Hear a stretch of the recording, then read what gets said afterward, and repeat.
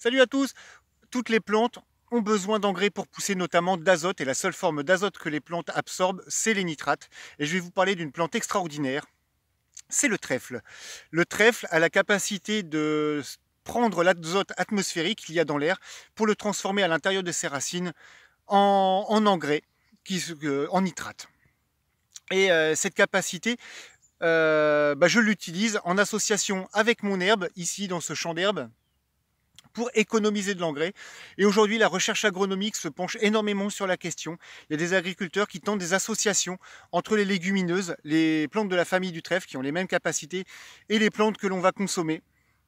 Et quand tout ça va partir, quand tout ça va se développer, ce sera des milliers de tonnes de CO2 d'économiser, énormément de ressources d'économiser, et ça c'est super positif. Vive la recherche agronomique. Voilà, allez, salut.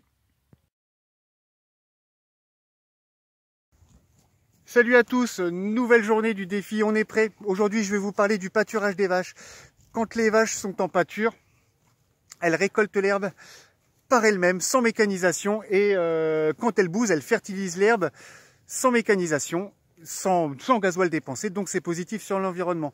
De plus, quand une vache bouse directement sur le pré, la pollution due à cette bouse est 3 fois moins importante que quand c'est en filière lisier par exemple. Par contre, là, le pâturage, c'est quelque chose de très compliqué. Les vaches aiment l'herbe quand elle a un stade vraiment très précis.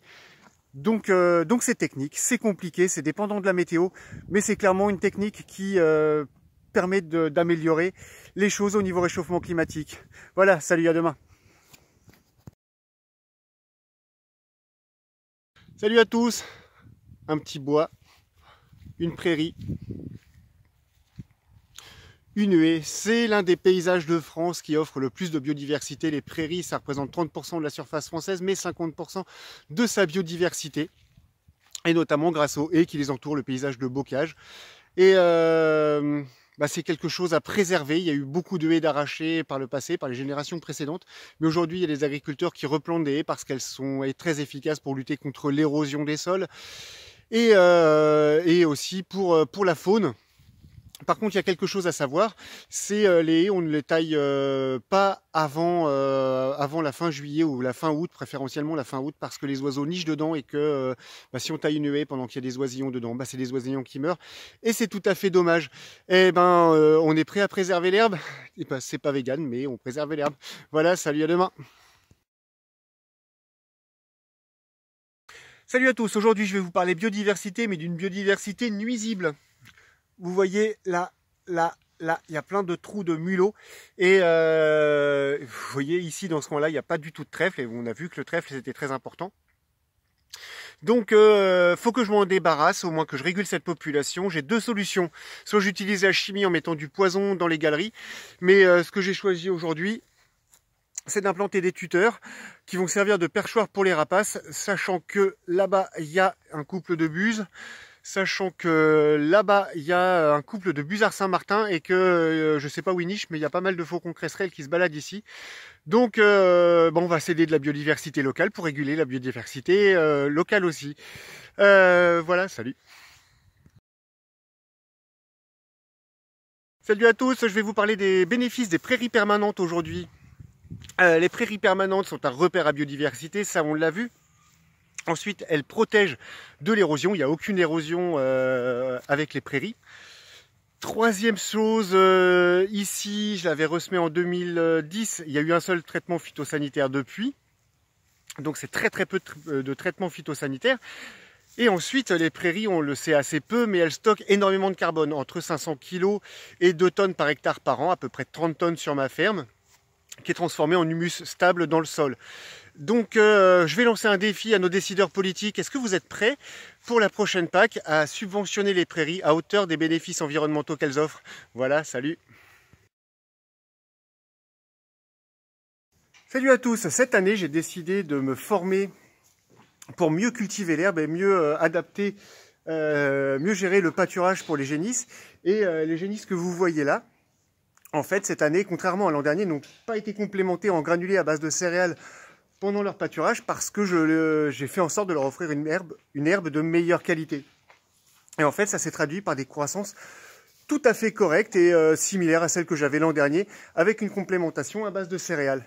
Le bilan de tout ça, c'est quoi? C'est que moi, j'ai économisé à peu près 6 tonnes de granulés, environ 1200 €, donc je suis assez satisfait.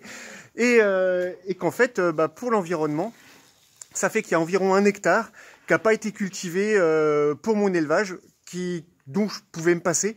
Tout ça grâce à la formation, tout ça grâce à une meilleure connaissance des besoins des vaches et de la gestion de l'herbe. C'est gagné, voilà, salut, à demain. Salut à tous. En élevage, on est beaucoup utilisateurs de plastique agricole et ça représente plusieurs centaines de kilos par an. Par exemple, ces vaches qui sont là. Jusqu'à il y a 10 ans, en fait, pour m'en débarrasser, je mettais ça dans un trou, j'y foutais le feu. Oui, c'était plutôt dégueulasse. Mais le recyclage est arrivé.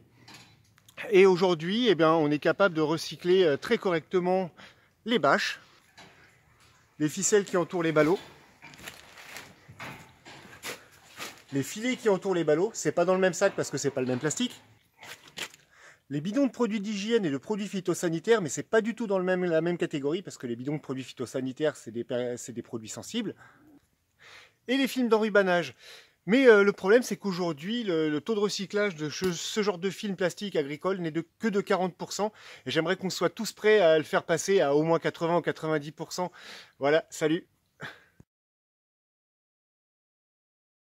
Salut à tous et merci à vous qui payez une facture d'eau parce que vous m'aidez à mieux fertiliser mon blé et à préserver la qualité de l'eau.